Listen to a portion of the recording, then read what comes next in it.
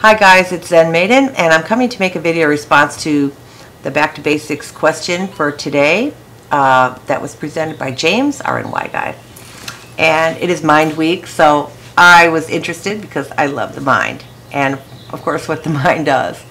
So the question was, when you were pre-op, how did you envision your life to be post-op? Has it happened? And have there been any snags or things along the way?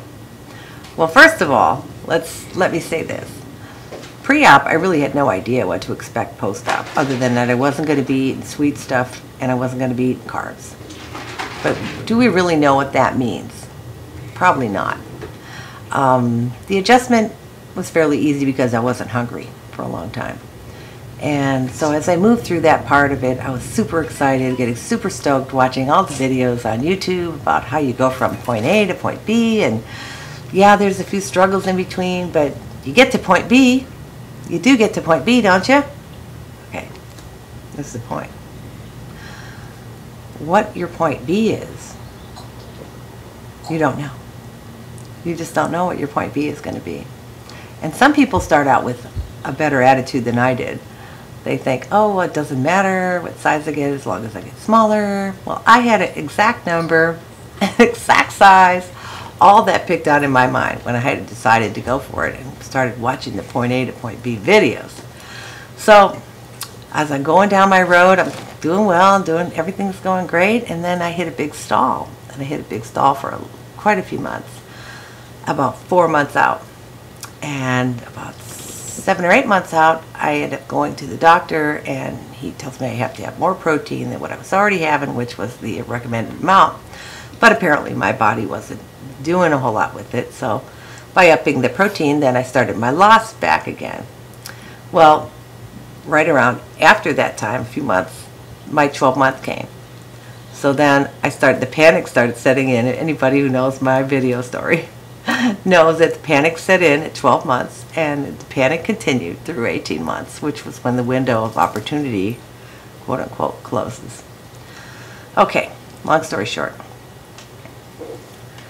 I think that I spent so much energy working toward that number, that size, and following the plan, that I missed a lot of the things that I maybe should have seen. And that is, I should have listened to my doctor when he told me that the expected loss rate, or the expected total loss for this surgery, would be X. But I thought that I knew better. I thought, well, if I just follow it and I do everything I can, by the book, by the book, by the book, that it's going to happen just like that, like the magic story where it begins and it ends. And I have to say that I set myself up for a big disappointment, because at the end of the 18 months, or the 12 months, I was starting to feel the disappointment really hard, because I saw that I wasn't going to get where I thought I was going to go. Now, that's not to say that I'm not happy where I am now, or that I won't be happy when I lose 25, 30 more pounds to my new goal, okay? My more revised goal, which now I see that is probably better for me anyway. But at the time, it was a huge disappointment for me. It was as if, I don't even know how to describe it to you guys, but it was a huge, huge disappointment to me. Not to say that I wasn't happy with what I did accomplish. Not to say that I wasn't pleased, or that the fact that I don't look like the person I looked like before, and I don't feel like the person I looked like before, that wasn't all good. But the huge expectation I set for myself, and to have to face that at the end and say, yeah, I should have done that, is one that I hope that none of you will make. Because if you're like me, I hate disappointment. I'm a person that will always push through everything to get what I want. And I rarely have the opportunity to say that it didn't happen for me. But that's okay, because we keep learning along this road. We keep going. You know, it just evolves. So those are some of the things I've learned. Has it happened? Not yet. It's happening, but it's happening slower. And I guess there's a whole bunch of factors why, other than did you follow the plan? Did you work out enough? You know, you just have to do what you know that you can do, number one. Take your doctor's advice seriously when they say to start exercising and weight training. Whatever your ability is, start someplace. If you're not physically handicapped in some way, to do as much as you can. And then you can, like me, look back and say, I'm not disappointed in myself because I did everything I could do. I didn't get where I wanted to go, but I'm still at a great place. But if you don't do that, and then you will look back and say, I went through all that for this? You know, I don't want any of you guys to do that. I want you to know what you can expect up front. I want you to be realistic with your goal setting. I want you to know that it isn't about just the number you land on or the size pants that you get on, because nobody can see that anyway. You're not wearing it on the outside of your pants. And it's really not about that anyway, when it comes down to it. So, surprises for me? Yeah, I feel great. I feel better than I have for almost my whole adult life, other than before I had kids, when I was really small. Other surprises are that it isn't hard to be a weight loss surgery post-op patient once you normalize your food intake and you get used to the new routine.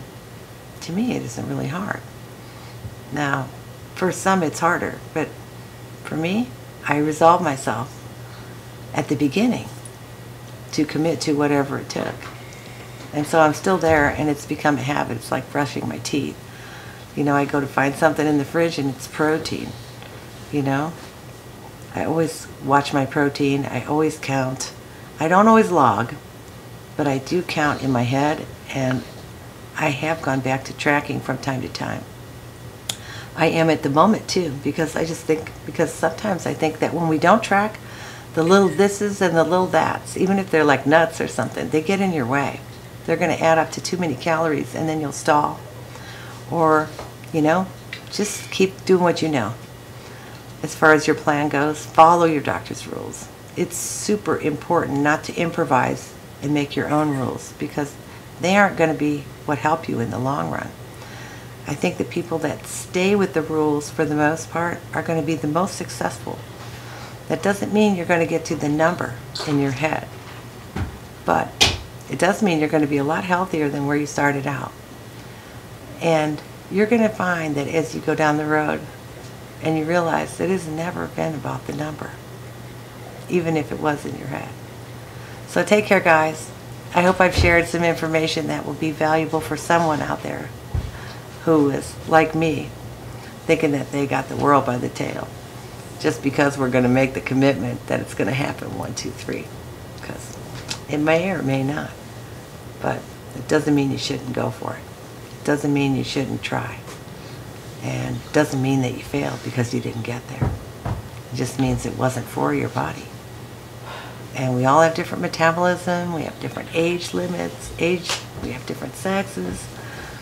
Everybody loses at a different rate. So for sure, don't compare yourself to other people and set yourself up like that. Take care.